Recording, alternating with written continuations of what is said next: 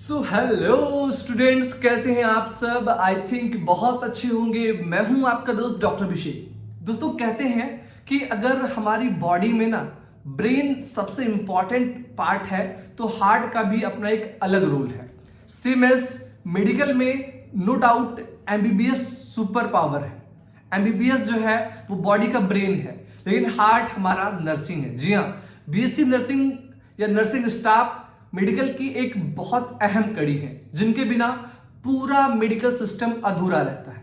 मैंने आपको बताया था एक वीडियो में कि फ्यूचर में अगले साल से एक प्लान है गवर्नमेंट का कि नर्सिंग के लिए एक सेपरेट एग्जाम हो पूरे इंडिया में, लाइक अ नीट, और उसी के बेस पर बीएससी नर्सिंग में आपको एडमिशन मिलेगा। उसके बाद से बहुत से बच्चों की क्वेरी आई कि सर एक डिटेल वीडियो बना दीजिए आप, जिसमें आप ये बताइए कि बीएससी नर्सिंग कोर्स करना क्या सही रहेगा, उसका स्कोप क्या है, और अगर हम बात करें जॉब प्रोफाइल की तो गवर्नमेंट जॉब और प्राइवेट जॉब दोनों की ही सैलरी क्या है, और फ्यूचर में किसमें हम अच्छा कर सकते हैं। तो आज इस वीडियो के माध्यम से मैं आपको वो इंफॉर्मेशन दूंगा जो फैक्ट बेस्ड है और जो रियल लाइफ में है। कहने के लिए और गूगल पे जो लिखा होता है उसका कई बार रियल लाइफ से कोई वो नहीं होता है, बट मैं जो बताऊंगा वो प्रैक्टिकल लाइफ बताऊंगा कि जब आप एक्चुअल में बीएससी नर्सिंग कर चुके होंगे उसके बाद आपकी लाइफ कैसी रहेगी। बट उससे पहले बेसिक इन्फॉर्मेशन, जैसे आप नीट एग्जाम देते हैं उसके लिए आपको 10+2 क्वालिफाई करना होता है। उसमें आपके पास फिजिक्स, केमिस्ट्री, बायोलॉजी होनी होती है और आपकी मिनिमम एज 70 होनी होती है। तो ये रूल नर्सिंग एग्जाम पे भी लागू होता है। आपकी उम्र कम से कम 17 ईयर होनी चाहिए और आपने 10+2 क्वालिफाई कर लिया हो, पहली बात। दूसरी बात, अगर एमबीबीएस की बात करें और जो अदर डॉक्टरेट कोर्सेज हैं तो उनकी एक लिमिटेड वैकेंसीज आती हैं, बट नर्सिंग की वैकेंसी लार्ज क्वांटिटी में आती है। अगर आप प्रीवियस 3 to 4 ईयर डाटा लेके चले तो 3 लाख से अधिक वैकेंसीज आई हैं all over India BSc nursing की।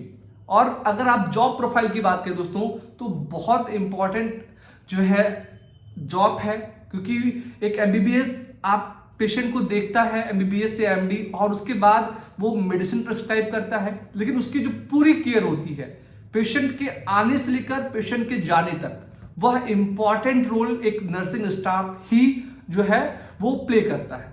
बेशक हमारे समाज में थोड़ी सी जानकारी के कम है, जिससे प्रॉपर जो रिस्पेक्ट नर्सिंग स्टाफ को मिलना चाहिए होता था वो अभी तक नहीं मिलता था, but now the time has been change और अब नर्सिंग स्टाफ को भी बहुत अधिक रिस्पेक्ट मिल रही है। ठीक है, अगर हम बात करें सीधे से कि अगर हमें नर्सिंग करना है, ठीक है ना, तो क्या हम जो है बॉयज या गर्ल्स दोनों कर सकते हैं? तो बिल्कुल, लड़का हो या लड़की हो दोनों के लिए नर्सिंग सेक्शन ओपन रहता है। आप आराम से बीएससी नर्सिंग करके, एक तो ग्रेजुएशन का कोर्स है और दूसरी बात 100% जॉब गारंटी वाला कोर्स है, तो कर सकते हैं। इसके बाद पीजी कर आप चाहें तो टीचिंग में जा सकते हैं। गवर्नमेंट जॉब की बात करें हम तो स्टार्टिंग सैलरी अगर आप गवर्नमेंट सेक्शन की बात करें तो 35,000 से लेकर 90,000 तक होती है। अब डिपेंड ये करता है कि आपकी पोस्टिंग किस जो है हॉस्पिटल में हुई है। अगर आप यूपी में हैं और आपकी पोस्टिंग एज अ सीएचओ होती है, एज अ नर्सिंग ऑफिसर होती है सीएससी पे, तो आपकी मिनिमम सैलरी 35,000 रुपीज से स्टार्टिंग होती है। और वहीं पर अगर आप केजेएमयू या जो परमानेंट वैकेंसीज आती हैं एम्स वगैरह में, तो आपकी salary 70 to 80,000 rupees per month होती है।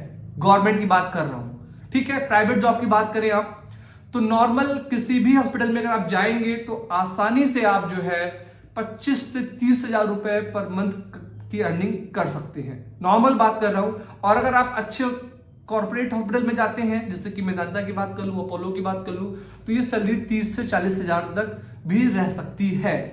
ठीक है, तो ये मतलब एक चीज है। दूसरी बात, गर्ल्स के लिए स्पेशली बहुत ज्यादा चीजें आती हैं। आप वो बहुत भाग दौड़ नहीं करनी है, हॉस्पिटल जाना है और वहां से आप चीजें करते हैं। इसके अलावा एनआरएचएम की वैकेंसीज आती हैं, वहां पर भी सैलरी आपकी 45,000 समथिंग तक रहती है। स्टार्टिंग में सैलरी कम रहती है, but day by day experience के बेस पर सैलरी बढ़ती रहती है। मैं नहीं बोलूंगा कि आप नर्सिंग करने के बाद 2 लाख 3 लाख कमाओगे, लेकिन हाँ ये बोलूंगा कि आप नर्सिंग करने के बाद बेरोजगार नहीं रहोगे। आपके पास इतना पैसा रहेगा कि आप अपनी बेसिक नीड्स पूरी कर लेते हैं, अपनी फैमिलीज की बेसिक नीड्स पूरी कर लेते हैं। और अगर एक बार आप फुली गवर्नमेंट सेक्टर में घुस गए तो आपकी सैलरी इजी वे में 70,000, 80,000, 90,000 रुपीज स्टार्टिंग में रहती है और फिर समय के साथ में उस सैलरी में ग्रोथ रेट भी होती रहती है। तो ये थी बेसिक इन्फॉर्मेशन, और बाकी जो चीजें हैं नर्सिंग कॉलेज और कट ऑफ, वो सारी चीजें मैं आपको बताऊंगा अपने अपकमिंग वीडियोस में। तो उसके लिए आपको करना क्या है, आपको हमारे चैनल को सब्सक्राइब कर लेना है और अपने जितने भी सवाल हैं उनको कमेंट बॉक्स में ड्रॉप कर देना है, जिससे मैं आपके सवालों के बेस पर आपके लिए अच्छी अच्छी वीडियोस ला सकूं और आपको बेसिक इंफॉर्मेशन दे सकूं मेडिकल साइंस में कि क्या सही क्या गलत। फिलहाल के लिए इस वीडियो में इतना ही। आप सभी का इस वीडियो को देखने के लिए बहुत बहुत धन्यवाद। Thank you so much. जय हिंद।